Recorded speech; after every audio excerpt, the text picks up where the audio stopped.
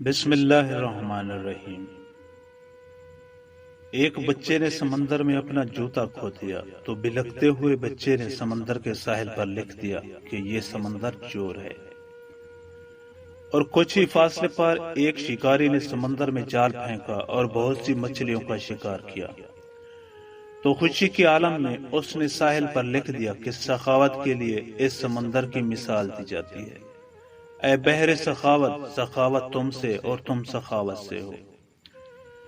نوجوان غوطہ خور نے سمندر میں غوطہ لگایا اور وہ اس کا آخری غوطہ ثابت ہوا۔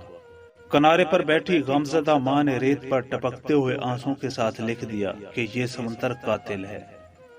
ایک بوڑھے شخص کو سمندر نے موتی کا تحفہ دیا تو اس نے فرحت جذبات میں آ کر ساحل سمندر پر لکھ دیا کہ یہ سمندر کریم ہے، کرامت اس سے ہے اور یہ کرامت کی مثال ہے۔ پھر ایک بہت بڑی لہر آئی اور اس نے سب کا لکھا ہوا مٹا دیا۔ لوگوں کی باتوں پر سر مت دھرو، ہر شخص وہ کہتا ہے جہاں سے وہ دیکھتا ہے۔